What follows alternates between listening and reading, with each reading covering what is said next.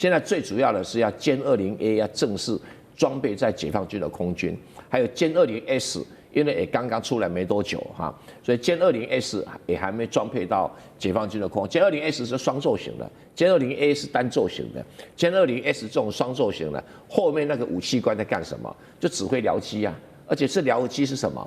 就是美国空军所讲的 CCA 啊，就是一种协同作战的一种无人机。那 CCA 就是我们平常讲无人的战斗机的僚机用的。整体来讲歼20就是一个确定已经进入可以装备到战场上、装备到军队里面来使用的。这个可以说是第5代战机里面继这个美国之后最成功的一个布局。歼20A 现在正式的亮相，亮出它的肌肉哦。那么中国大陆的空优进入了体系化战争的时代。今天我们会做一次比较深入的分析。先来看到它在2011年首飞到现在，其实已经正式满了15年。那央视也特别做了一个报道说呢，我们来看到是中航工业成飞罕见的公开它的多架的黄皮的歼20A 的试飞影片，也首度揭露了我们看到 CG 上面包括涵盖有人无人、内场外场科研验收在内，一共是5地实行的体系化试飞的一个组训。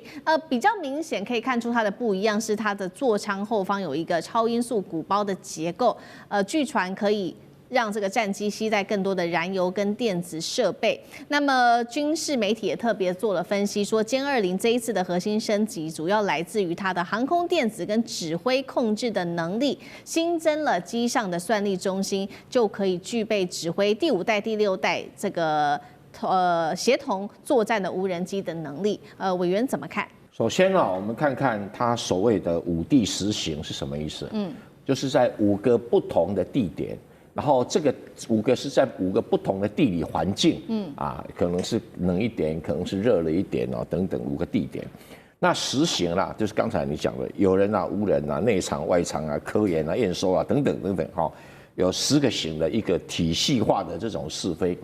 不过这个不是从歼20A 开始了，它事实上从歼20就开始，歼20是基本款，总共做了40架，歼20A。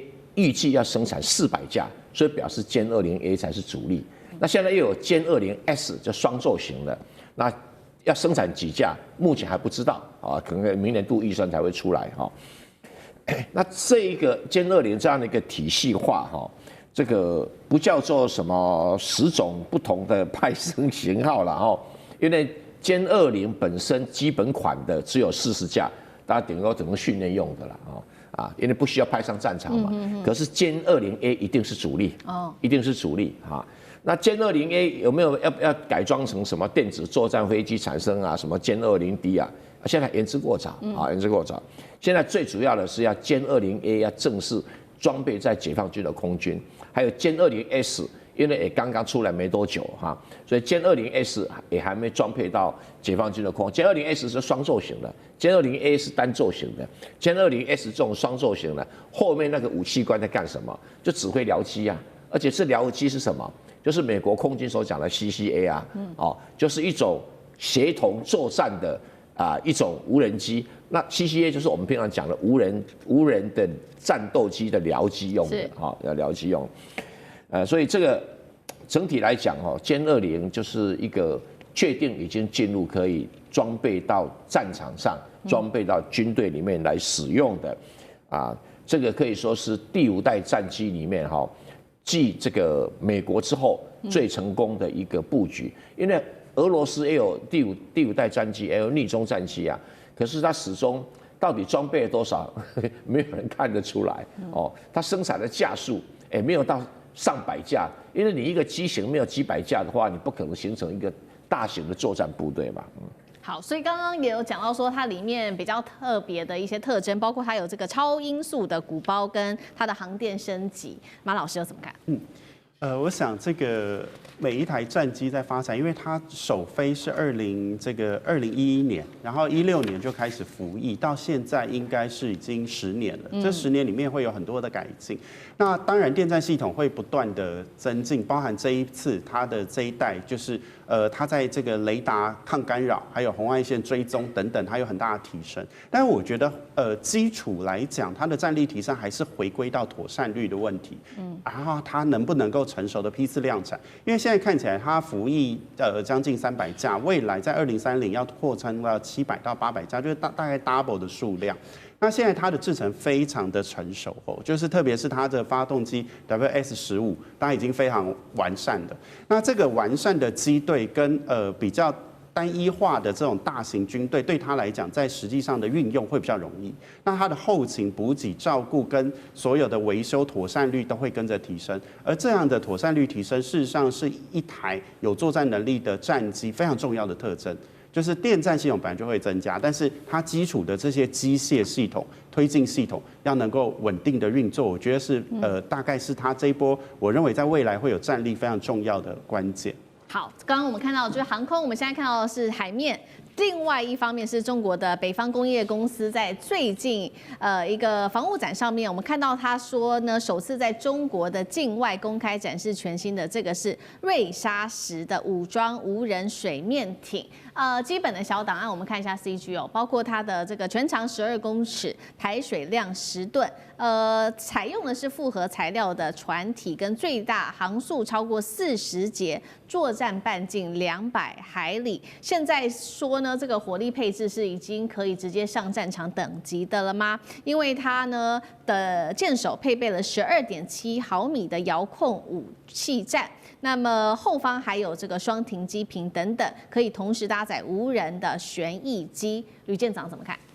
其实我们看到中国大陆有很多的装备出现在各种不同的防卫展上面。这一次是出现在杜哈国际海事防务展，但是这一些装备多半都是外销型的，就是它并不代表解放军未来一定走这条路，但是它其实也就是一个暗示。为什么说呢？因为我们以前比较少看到解放军发展这么小，也就是它只有排水量只有10吨的装备。那但是呢，它这上面虽然是有2个停机坪，可是它的无人机并不在上面。无人机应该是它这2个是可以打开的。那打开之后，它的无人机从里面飞出来，然后等到要降落的时候，它再降落。为什么？因为它的吃水非常浅，也就是它的浪很容易打上来。如果说它的无人机停在这边的话，一下就被打到海里头去了，所以它是隐藏式的。那至于说它有垂直发射的系统大家千万不要想说这个是红旗系列，不是，它是巡飞弹，或者是有另外一种翻译叫做游荡炸弹的这一种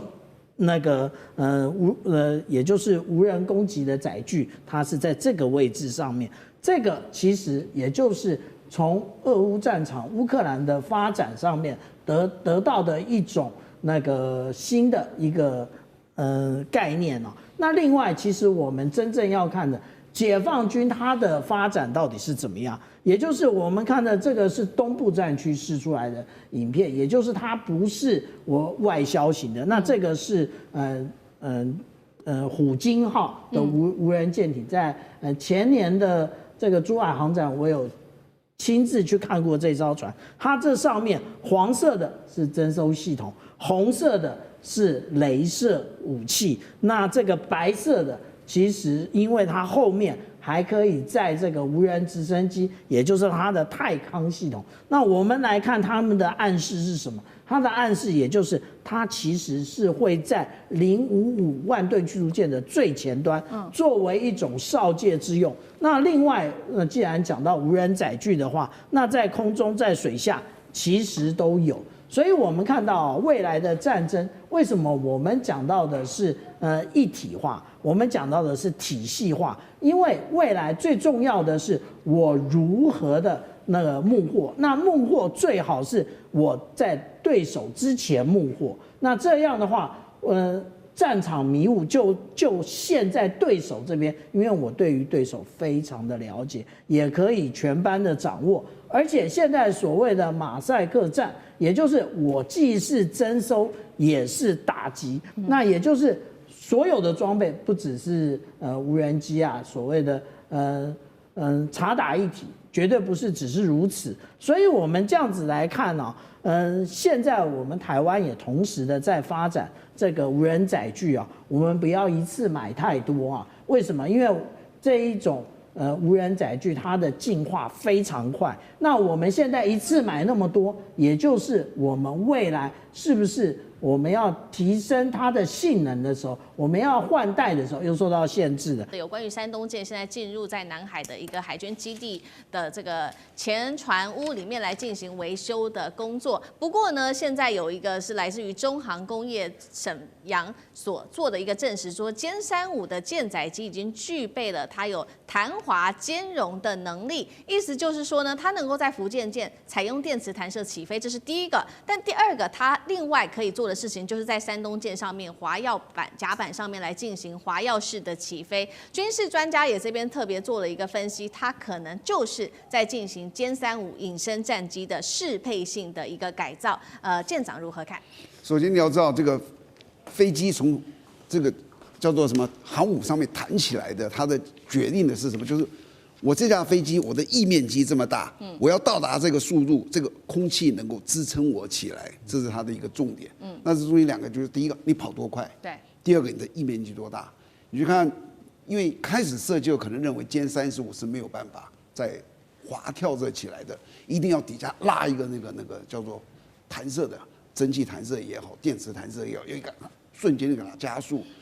但是这个如果山东舰你说我们改成这个有一个这种弹射的话，那是做梦。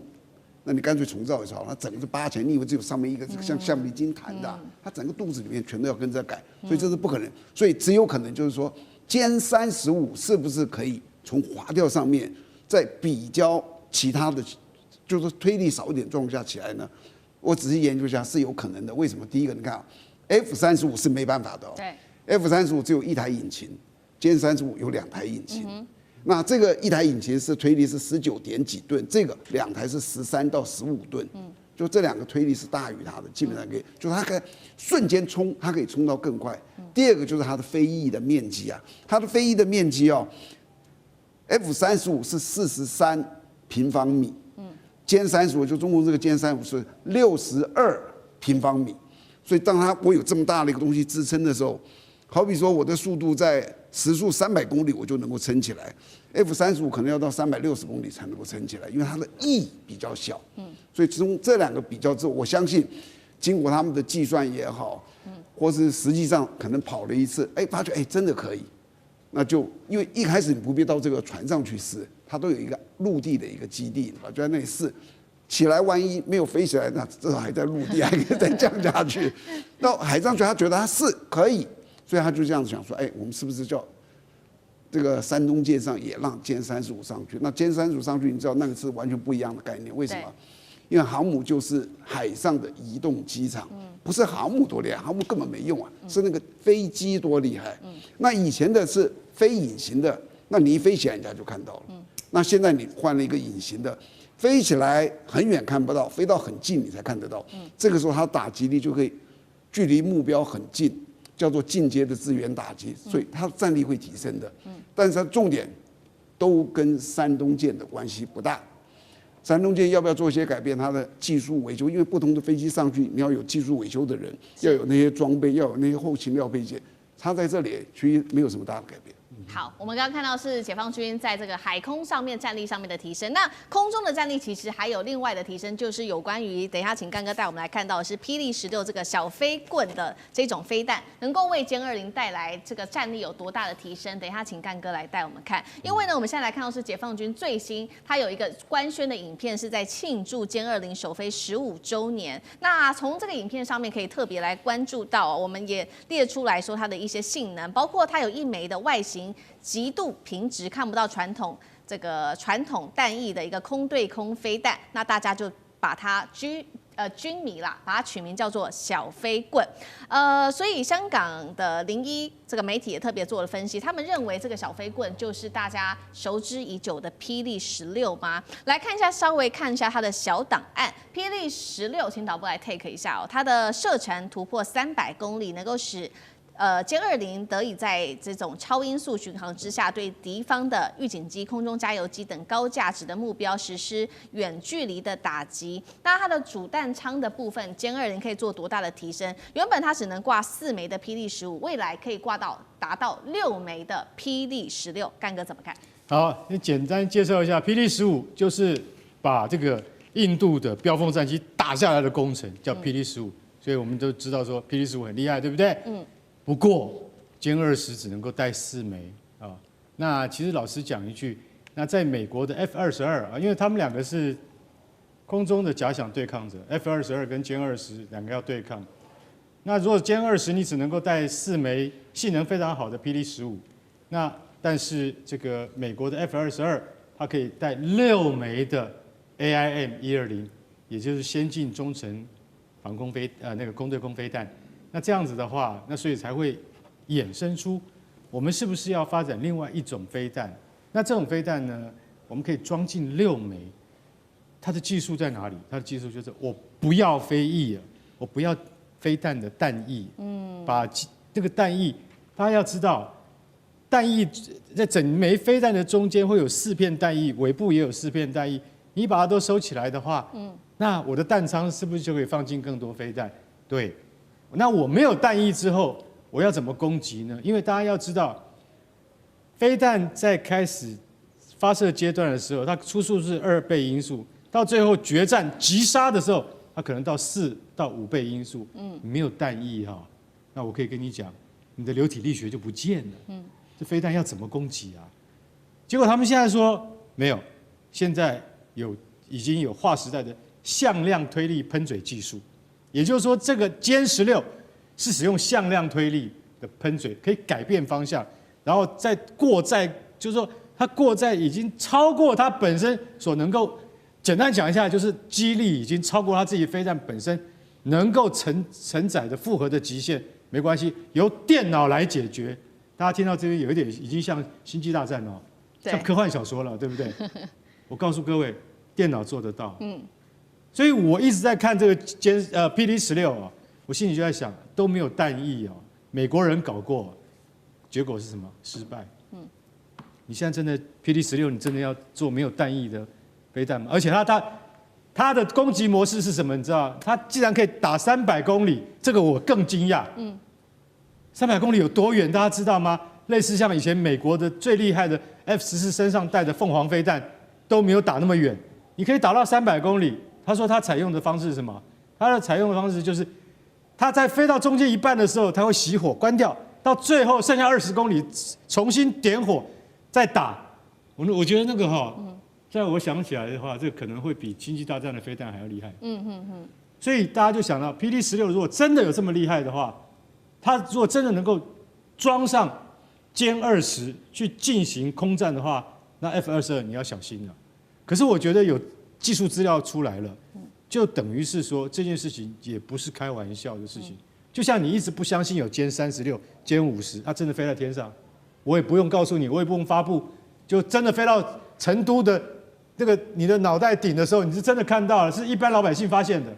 所以你怎么能够不相信中国它有能力跟实力在很短的时间内发展出像小飞棍，也就是霹雳16这样的飞弹呢？不过我还是要回应一下刚才舰长讲的。就是说，你要把山东舰改成可以飞歼35哈，我就是觉得说这个是在技术上面做不到，好吗？干脆造一艘新的还比较划算。因为山东舰跟辽宁舰都没有电磁弹射，所以它们的功能是一定的。那自从福建舰有了电磁弹射之后，它后面都会是电磁弹射，它的飞机才能够满载。满载很重要，没有满载怎么打仗？所以你必须要把福建舰，你必须要把辽宁舰跟山东舰看作是它进阶的一个过程。如果你现在去改山东舰，让它可以飞歼35的话，那个叫什么？那叫强人所难，不要做这种事情。我相信，中共高层他也不会这样做，习近平也不会这样做。为什么？我造一艘新的船快得多。好，其实呢，美军这个要担心的，它的 F-22要担心的，除了刚刚干哥帮我们特别讲的有关于歼20加上霹雳16之外，其实呢，来自于美国媒体的最新报道说，他们真正要担心的，其实不是只是霹雳20，是双座版的，不只是歼20，还是双座版的歼20S 才对，因为它被赋予反介入区域拒止的能力，其中它的第2名的机组人员是可以负责这种高强度战争的指挥、控制、管理，甚至做无人机、有人机的协同作战，打击美军的航母。聂老师怎么看？哇，这个太精彩了！我跟各位报告一下，小时候喜欢玩军，你知道哈，歼20不是歼20，是歼20S。我先讲一下啊，刚刚我们都知道5代战机，美国2种，这边这个中国大概2种，很巧。当然这个有点仿效了 ，F35对歼35，好，我们不谈这个。那歼20有所谓的 F22，大家也知道，都是5代战机。F22有没有双座？没有，曾经想做双座，叫 F22B，没有成功。他们讲了3个原因。他们在设计第1船之后 ，F22说，空间设限，空间设计好像不太好做。这是第1个考量。第2个说，隐身的考量，一旦做大了，可能没办法隐身。第3个更扯，叫做技术的隐忧。第1个有考虑他们技术要做，那还有一个是2个人以后的配合的技术有问题就否决掉。中国做到20S 是双座直立式。我跟你讲啊，我们在财经里面教1+1大于5，我们讲并购嘛哈，2个人合在一起，一个夫妻娶一个先生娶一个太太，生下3个孩子就是5个，1+1大于5，2个人在一起绝对大于5，你知道为什么？第1个非常清楚，第1个很重要，他如果是单座，他有单座的设计，单座比较小，就是他做空优还有快速拦截，一个人反应够快，引擎够好就好。双座不一样，第1个它非常重要，而且中国是第1次做到的双座的这种所谓的隐身战机，它可以打电子战。第1个人开飞机精准，他就是照他的这个技术。第2个跟他做充分配合，就像都丢原子弹，当时也要是2个人啊。第1个到点是，第2个要去分析，要去检测它的最好的地点。他重点要做什么？要做电子战。这电子战它要控制怎么样？现在都是网络控制。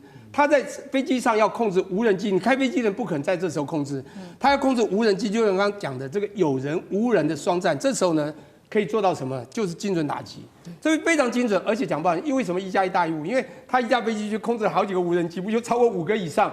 所以这样子会造成美国未来在 F-22真的凌空的时候，你会发觉很危险，因为他是双人，他1个人在飞，另外1个人人靠人有。第2个，他可以用精准打击，甚至控制旁边的无人机，他对地对海都可以达到他所要达到的精准打击的效果。那你觉得美国会有很大的威胁？我觉得这绝对是会的。中美之间在第6代战机的研发上，这个接下来会越差越大吗？赖老师怎么看？这个已经是一个不同档次的一个差距了啊。过去大陆的这个先进武器的一个发展是追踪、跟监就跟着你的前面的走。所以当时美国有 F-22的时候，中国大陆就在研发这个歼20美国在研发这个F-35的时候，中国在研发歼35，类似这样的一种追的一个方式。那所以我们就会发现说，过去我有个老师，你在前面跑，我在后面跟。但是6代战机是划时代的意义。为什么划时代的意义？美国现在才要立案，原型机都没有，对，然后那个图纸都还不清楚，然后就一个这个 PPT 的一个示意图，但是美国未来的6代机会是什么样都还不知道，但中国大陆6代机已经飞给你看了，这代表什么？完全是创新的了。那也就是说，中国大陆在6代机这个部分已经遥遥领先美国了，这是第1步。可是第2个，它又有一个意义，是因为中国大陆的一个武器发展有一个原则，这个原则是铁律。铁律就是量产1代，研发1代，然后预研1代。我们看到现在正在量产这个歼20、歼35，正在量产中，所以它的量产的速度很快。那一般来讲，这个歼20会用20年左右。所以当它在量产歼20的时候，它的预研的就是6代机，目前来讲研发的就是6代机，6代机原型机已经出来了。那预研1代的意思，也就是说7代机已经立案了，已经在研究室里面，这些研究员已经在思考这第7代战机是要一个什么样的形态的一个战机。所以当这个10几20年后，这个歼20啊，这个要结束了。一般来讲，我们看到歼20当时在试飞的时候，大概用了8年、10年的时间，8架原型机在不同的档次试飞。那现在歼20已经在服役了，在量产了，所以6代机很有可能在5、6年左右，它会开始进入量产。然后因为它还要经过各种不同的场域、高原，然后热带很多地方，它都要做试飞，然后在最后要做定型、定装，然后等到6代机要出来的时候，其实已经是第8代机也已经是在预演的阶段了。那你想，现在美国才是对，美国现在还在图纸，对，那已经被中国大陆甩在后面了，中国大陆已经后面看不到人了。这差太远了。是中国大陆的歼36加速成型，美国的6代机现在陷入难产，日本也要做6代机，它的这个计划 GCAP 的电战也崛起，东亚空战格局全面改写吗？今天一起来做关心，赶快来看到2025年大陆确实我们看到它的6代机，不管是歼36、歼50是横空出世之后震撼了全球，结果没有想到1年过去，成飞的歼36现在已经冲出了3款的原型机，而且甚至有第3款的这一种原型机的一个试飞画面，现在在网络上面传出来，被解读是研发速度远远的超乎了想象。我们看到军事专家怎么形容，他认为这是大陆2025年的圣诞节大惊喜。那么我们也看到说，这个3架的原型机之间的结构其实有明显的差异，尤其今天要观察到的就是它的第3架的原型机没有了2架，前面2架有了这个叫做空速管的装置，所以要请教厉将军怎么看有关于第3架跟前面2架的差异，还有这个空速管消失代表什么样的意义？歼36会提前成军吗？将军怎么看？这确实这个研发的速度真的是超乎预期之外大家要记得，去年年底的时候，这个歼36才第1次试飞，第1架原型机试飞，到现在为止才不到1年的时间，已经第3架原型机在试飞了那我先说明一下，歼36它现在名称已经取了，在歼10它叫做什么呢？它叫猛龙战机歼20它叫威龙战机。你知道歼36现在取个什么名字吗？叫做很斯文很文艺，叫做文谣文章的文，谣它是一个鱼字旁在一个用手摇机的摇的那旁边文谣，它是取自《山海经》里面鱼生鸟翼的这种神兽叫尧文尧。那为什么这个从以前龙系列改成尧系列呢？我觉得很明显的，它就是从第5代机跃进到第6代机，等于4代的跃进，所以它用一个新的这种尧来代替，那也凸显出中国文化的元素在里面。那第1代机的时候，第一代这个歼36跟第2代差别很明显主要有3个地方有差别。第一个是进气口原来的是倒3角进气口，那它这个进气口第2代的时候将它改成就是无分流超音速的这个进气道那可以增加它的引声的效能。第2个差别在尾翼那个地方，尾翼原来是直接一个喷口而已，但是第二款原型机它是可以2D，也就是它可以上下改变，可以增加它的机动性。那第3个改变就是它的这种起落架有改变，起落架原来是前后并列的前面那个轮子后面一个并列，改成这个双排并列的第2代，那当然可以增加它弹仓的容量。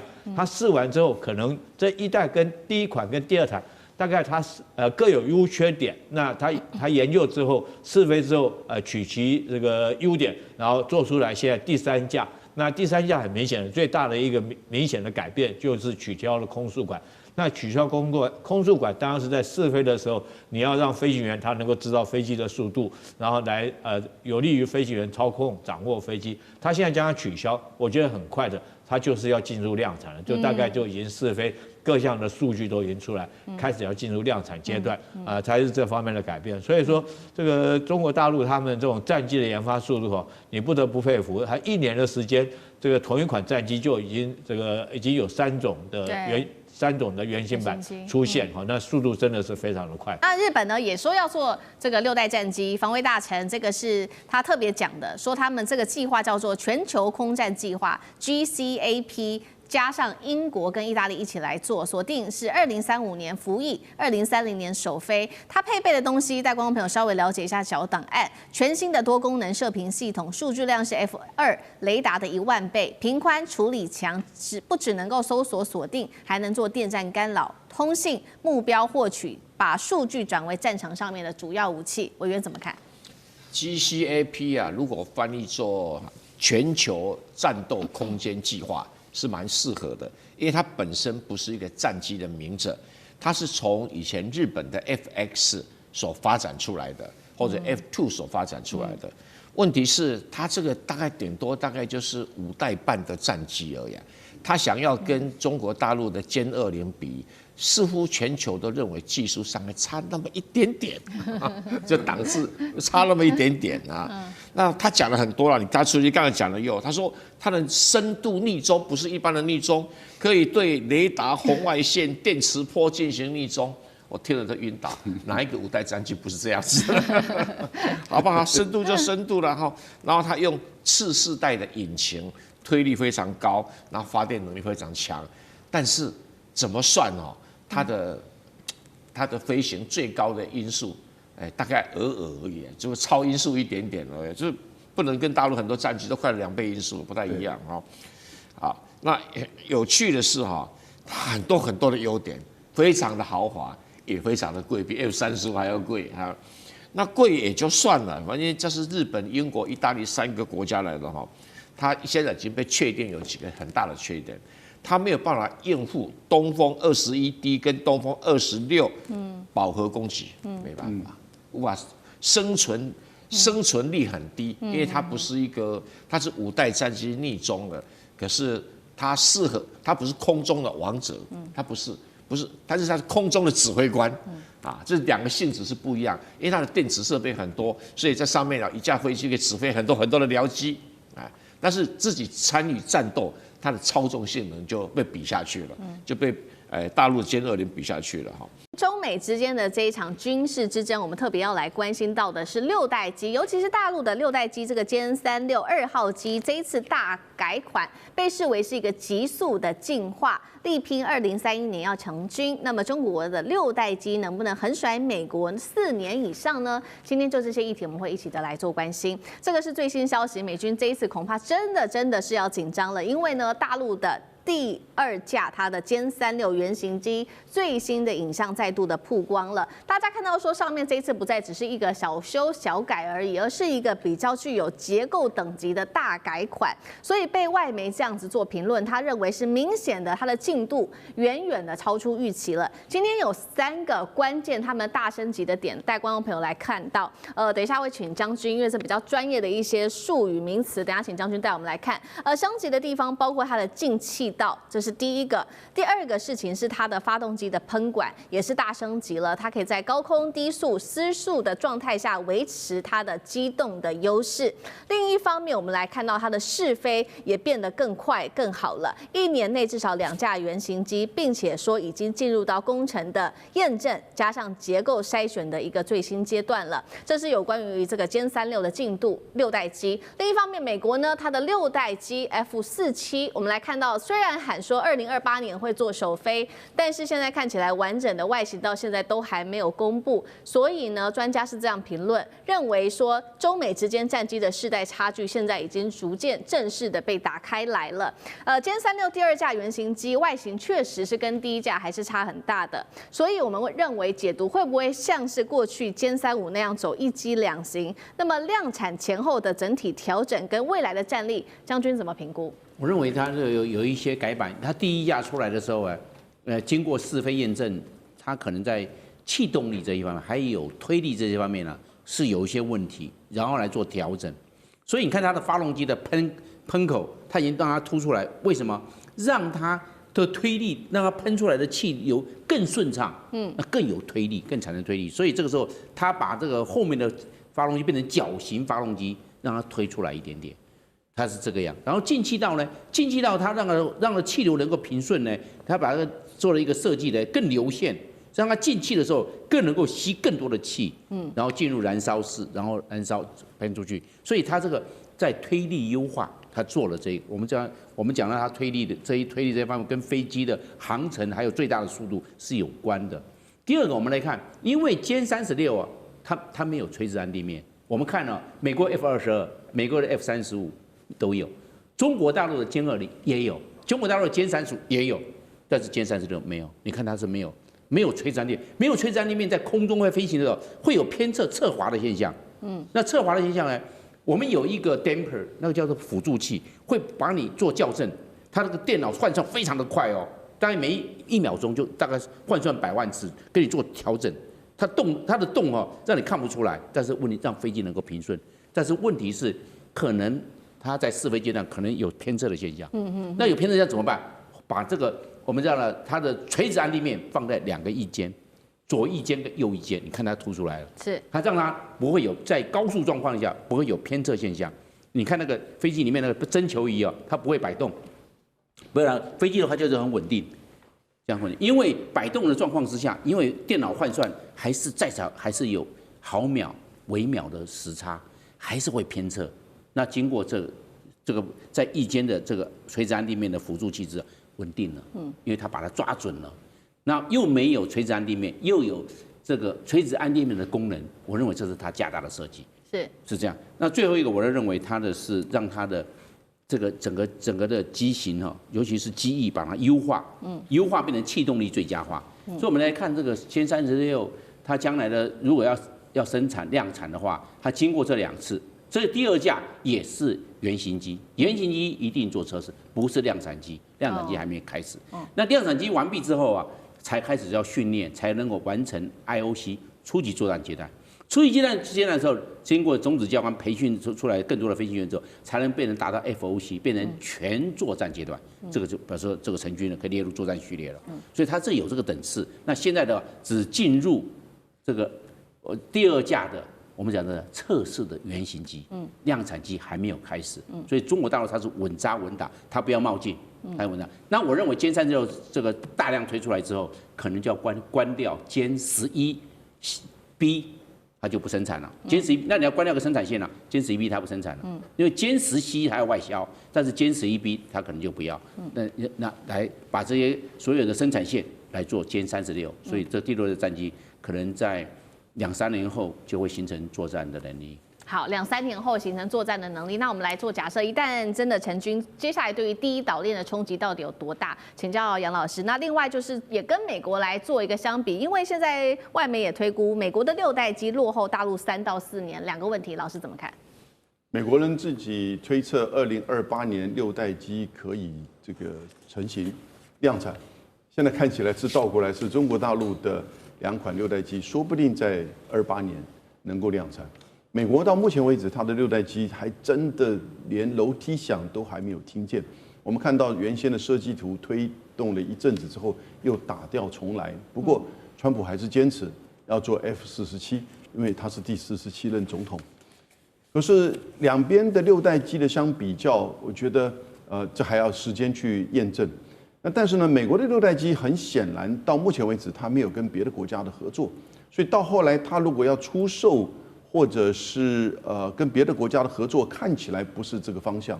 因此它做好之后，你现在如果讲到第一岛链，它会不会卖给日本、卖给韩国，像 F-35或 F-35B 一样？我觉得这是一个大的问题。而日本、韩国愿不愿意去买这个美国拖延了这么久而成效有限的6代机，那去跟谁打？我觉得日本、韩国可能也不这么愿意。可是，在中国大陆这边，你看到整个从5代机、6代机在这个区域战区的数量上，以及作战的这个效能上，就很清楚。像上次日本的防卫大臣小泉进次郎凌晨2点钟开记者会，大家不知道是怎么回事原来是雷达照射。那是呢，歼15跟 F-15这2款机就差别很大了。那歼15这个 F-15小泉，我们刚才看到。就是主持人拿那个手套，他大概只能拿那个手套，看着手套说要冷静，要冷静，不然我会被打。他其实是非常不冷静的。那手套大概都撕了。所以呢，你这个飞机的差别就代表了你这个战争的胜负嘛。你现代的武器、现代的军事就是如此。当如果中国大陆在有6代机2款6代机如果都能够量产，而去支援在这个区域的5代机跟这个4代机、4.5代机的这个作战的时候呢，那对于区域的拒止能力更会加强，以及在区域的制空能力上绝对会主导。而美国这个时候呢，6代机可能还在工厂里面设计，还是在制造之中，不知道。好，另外一方面，我们也持续来看到这个，我们刚刚比的是战机嘛，那我们现在也不只是比说这个战机的性能跟它的设计，也来比整体的这个工业体系。今天关心的2个公司，第一个是沈飞，第二个是成飞也动起来。沈飞，我们先来看到最新消息，2022年他们打造的这个航天城的部分之外，2024年他们更是正式的进军在低空经济。那成飞呢？成飞则是一天征地200多亩，说要打造空天装配基地，做战机也要做衔接航天、货运航天飞机的浩龙计划。汉庭怎么看接下来对于歼36多大的这个研发跟量产的优势？美军还在画大饼，中国已经试新机，6代战机谁争锋？东方巨龙已腾云。那到底大陆强不强？我们要听美国人怎么讲。好，那当然了，美方他可能会刻意的放大啊，来凸显美国自己要更加的努力。美国空军作战司令部前司令马克·凯利将军，还有空军部长弗兰克·肯德尔多次在听证会和内部报告当中都说，美军现在落后中国大陆，而且有3个扎心的现象。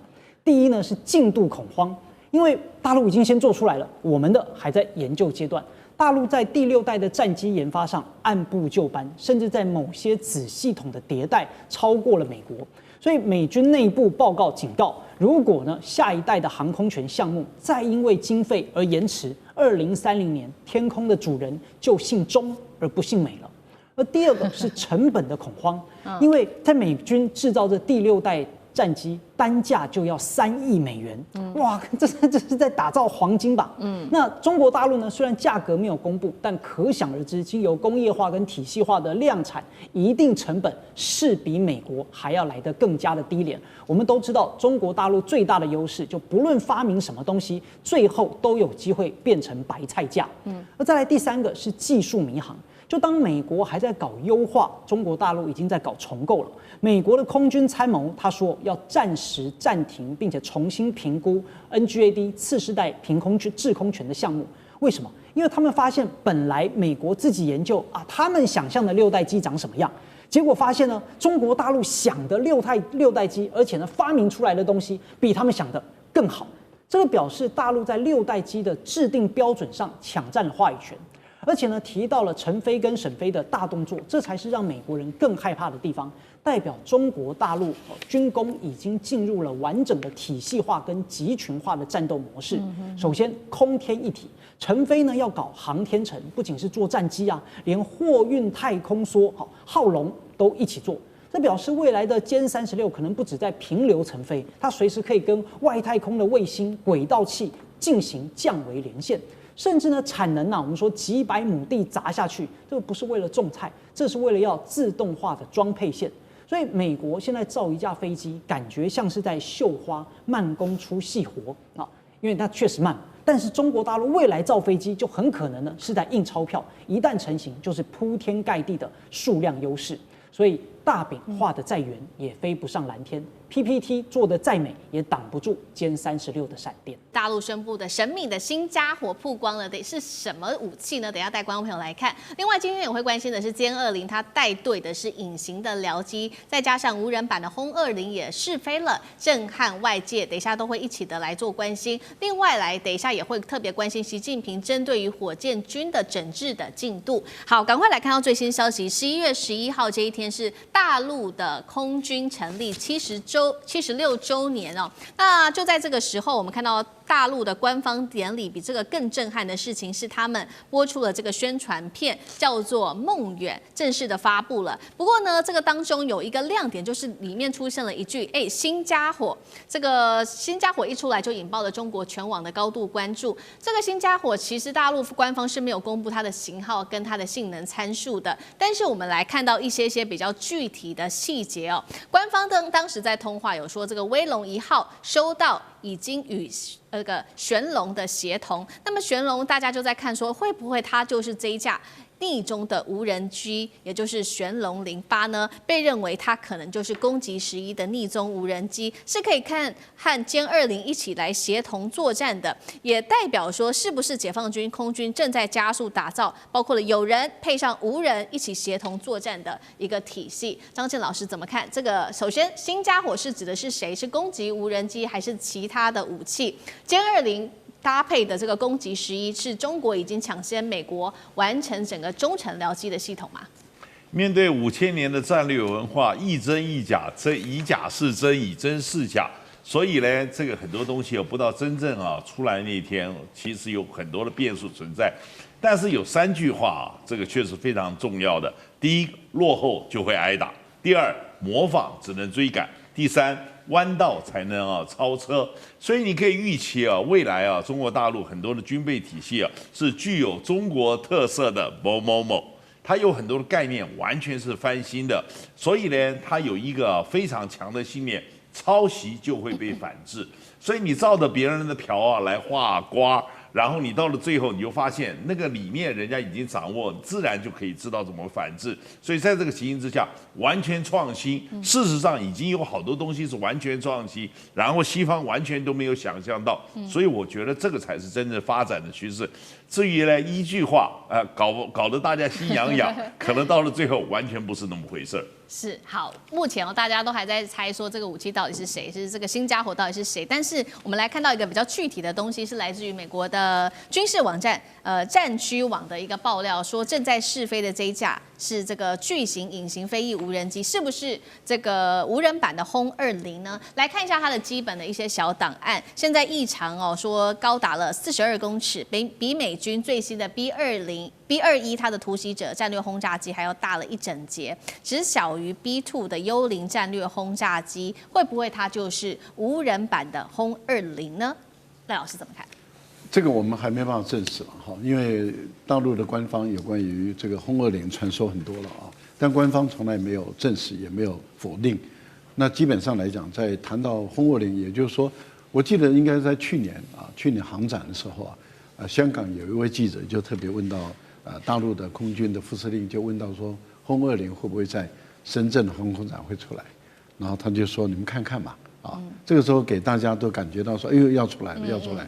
结果去年深圳没有出来，今年一样也还是没有出来，所以大家都在问说，那到底什么时候出来？因为轰20如果出来的话，那它是真正名副其实的这个战略武器因为它可以确保3位一体的核打击能力是你几乎无法阻挡的。那这个对于大陆来说，它的核武的数量就不需要到4、5千枚了。其实1500枚也就绰绰有余了。对，为什么？因为，目前来说，我们看到的这种轰6K，因为轰6K它本身不具备有隐身的特质，可是如果是轰20的话，它一定要具备有隐身的特质。第一个，第二个，它必须要是跨洲的这种长航行的飞行，所以它的块头一定要很大，它本身的这个燃料一定要能够供应它到任何一个地方去进行。这个你永远无法知道它在哪里，可是它随时可以用核弹来打击你，这是由空中来打击你地面的这个这种战略的设施，不管是战术性的打击或是战略性的打击，因为我们都知道，所谓的战略性的打击就是打大城市，打大的工业区，例如说像硅谷这样的一个大的工业区，用几枚核弹就可以整个摧毁，美国就瘫了嘛，这个是大家都知道的事情。所以你要确保能够对于美国的本土进行，你美国毫无拦截能力，包括精穷做出来也都没有拦截能力的这样的一个工具，那轰20是当之无愧的。那问题就是在于什么时候出来，而它性能会不会超过这个美国的 B2或是 B21？B21我们基本上来讲会认为它比 B2还要差，虽然是新造出来的，但为什么？因为它是阳春版嘛，就好像我本来造一个豪华的这个跑车，结果因为我现在穷了，所以我造出一个阳春版的跑车，那叫做 B21然后我就说我 B21比 B2好，没有人相信，因为你是泡面嘛，你阳春版的，阳春版不会比原本的豪华的还要好，这个是大家都知道的事。所以美国怎么吹嘘，大家都知道。现在的情况是，如果轰201出来比 V2还要好，那这个美国它基本上就会吃不住了，因为它怎么办？对，那对于中国大陆，它在核打击的战略方面，它就不可能再产生任何威慑的效果。所以我觉得大陆在这个部分里面问题不大。另外一个部分里面就是您提到的攻击11，事实上我们看到的已经是攻击21了，那这也是经过也准官方证实了，而且我们也看到了在编队飞行中有这个歼16D，这是电战机，它可以扫除空中的障碍，然后有歼20，它是踹门的一个空中堡垒，可是搭配的，因为这个歼20它是双人座的。所以它搭配的就是攻击11或者攻击21，它可以更深入的进行战略性的打击。我觉得这个对于大陆的空战来讲，它已经开始具备有跟美国较量的局部的优势，这个对美国压力是很大的。是好，一方面我们看到大陆现在在展示它的这个空军上面的实力，那另外一方面我们也要来看到刚刚提到了嘛，这个习近平他在整治这个火箭军，不过现在也看到说有爆出一些比较动摇基本盘的一些大事件，这是来自于外媒《纽约时报》的指出哦，他说习近平曾经把火箭军视为是2049年这种世界级军队的一个关键，但是确实可以发现的事情是在这1-2年之间，内部有深层的这个整肃跟贪腐的连环爆，动摇了这一支那个负责核武力的一个核心部队。那五角大厦也揭露说，火箭军贪腐导致地下飞弹警工程被破坏，甚至有偷工减料。那所以现在也看起来说，中国近期不是我们不断的在报道说集中发展，不管是福建舰或无人机，代表说习近平不想把战力重压只有在火箭军吗？那整肃火箭军对于解放军来说，到底是伤害还是帮助？委员又怎么解读？中国大陆解放军在海军啊、空军啊、有陆军啊，都有很长远的发展的历史，所以它的规模在成长过程跟它组织的监督管理基本上跟得上。火箭军就不太一样，它有2炮部队所转型成功了，就一开始预算突然间快速膨胀，任何一个团体都会有情形，就是你的组织、你的管理、你的监督系统根本就跟不上。那你一跟不上的话，有那么多的采购事项，那么多的工程事项，从火箭军的各种基地啊、地窖啦等等啦，还有采购啦，还有零组件啦，那个是一下子变得非常的庞大。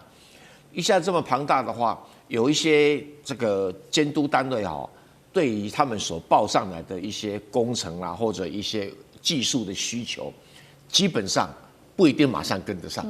通常这种监督人是要干过技术人再来做的，可是因为组织实在太快膨胀，就引起了一些上下其手的机会。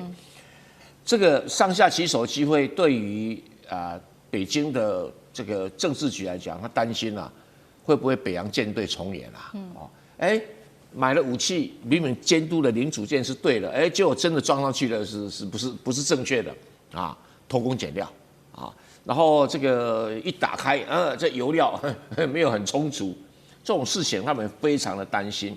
还有说你试射我就买了，就你试射资料到底是不是真的？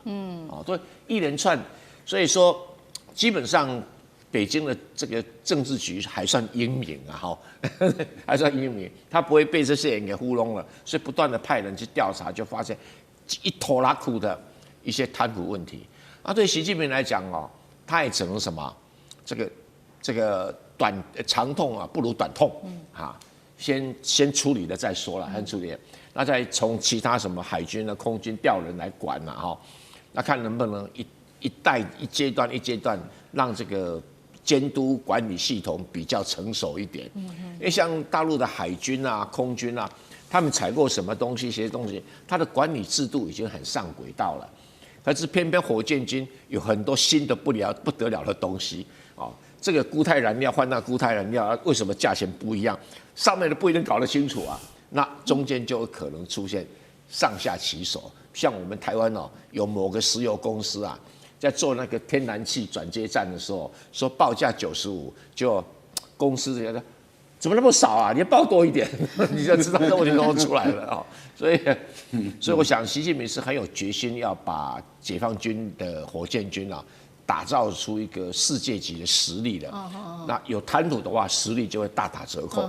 所以即使说把这个领导阶层几乎是换了一遍了，换了一遍，当然刚开始啊，指挥啊、经验啊各方面不足嘛。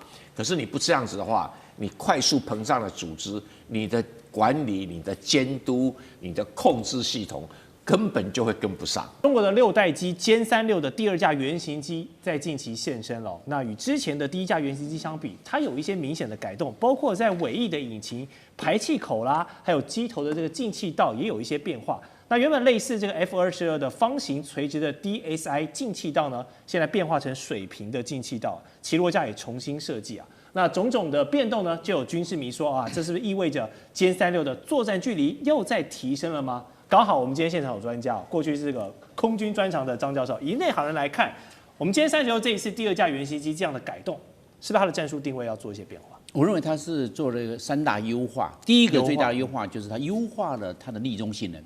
你看它把它的那个我们讲的那个喷口整个向内缩，因为喷口啊，它很难去逆中。你这个雷达不打上去哦，你机翼可以调整，对，但是你的喷口发动机的喷口就是圆形的，你不要扁扁的发动机，那整个的喷气的力道就改变了，所以它把往内缩，不要太暴露在雷达波的都普特雷达的这种雷达的搜索的这个性能，它是这样子的优化。第二个的优化，我们看到它的这个进气道哈，由垂直化变成扁平化，也是在优化它的逆中性，是把逆中性优化。你垂直性，你这个雷达波打上去之后，经过反射回来也是大。你看它把它变成扁平化，整个的雷达的反射那就变小了。所以我认为它在优化它的这个逆中性。第二个，我认为它在优化它的流体力学。另外一点，我们现在看呢，它的起落架哈，它的起落架本来是串联式，前面一个，你就要双轴。你这个起落架两个轮胎，因为它是串联，你要收起来放下来是双轴。对，我现在把它变成并联，一个轴下去，2个轮胎，2个起落架。那当然了，右边的右起落架也是2个，一个串一个轴就可以了。把它举也收起来，放下来，这是这样嘛？这个就把它的重量跟重心优化了。是，不要做串联，因为串联的话，你是双，我们讲的双起落架。对。你把它变成单起落，但是一样是2个轮胎，我们把它并联化是最好，比串联来得好。因为串联那么长的轮胎放在那边，你要收的话，好大的版面呢，是这个状况。另外一个我们讲到的是，它把它的雷达搜索优化，它的你要搜索，你的雷达就要大。对，那它现在是有3个发动机，发电量够不够？够。那这样的雷达的 power 够强，雷达放大的，不要怕，我电力够，放大的，大的搜索远，不要空中。预警机没能被人家发现了，空中预警机没有逆中嘛，被人家发现空中预警机就知道可能下面有附近的要出任务的这些做千级机，要受他指挥，不用我自己就可以。那这样是不是做一个我们讲的渗透轰炸、渗透攻击、逆中那个自己来自主的去发现目标？为什么？我雷达加大了，我的相位阵内雷达就可以自己单独来搜索目标、锁定目标、攻击空中的目标。所以3大优化：雷达优化。重心优化、流体力学优化，还有逆中优化。是，所以看来歼36又变得更强了。又变了，因为它现在还没有量产，等到要修改完毕之后再批量生产，因为这样的你免得一次改好多。我第2架的时候，整个修改之后验证成功之后，以后就按照第2架的模式，那第1架就不要了，因为第1架是做验证的，第2架是变成批量生产的原型机。好，不过相比这个歼36持续在优化，美国海军这边尼米兹号航母可能最近要拜拜了，因为诸事不顺，特别是在南海出任务的时候，半小时内就掉了2架飞机啊，这非同小可。一架是海鹰，一架是超级大黄蜂，但是万幸人员都救起来，没有闹出人命啊，不然这美国大兵的家属都跟你没完了。好。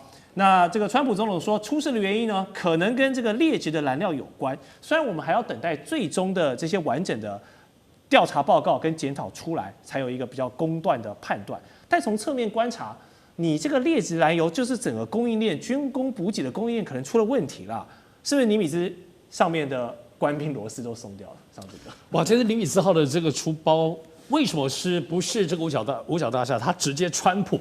来说，可能是燃料问题，也不能小看哈，因为这确实还是匪夷所思。在30分钟、半个小时内连续2个，而且是不同的军机坠毁。这个我想，其实包括张仁，其实这个我们其实任何可能过去军事史上或在航空母舰上有没有发生这个事情，除了在打仗之外，是难以想象的。不过我们都知道，其实尼米兹号其实过为一个已经非常服役非常老的这个航空母舰，而且在此之前，它已经到红海出任务，已经算是超长出任务。它接下来本来就是要做一个很长时间的部分的维修。都知道航空母舰的部分的生态的复杂，常人难以想象的。我经常说，我们就把台积电加长庚医院加起来，你在里头穿梭，正常人有办法吗？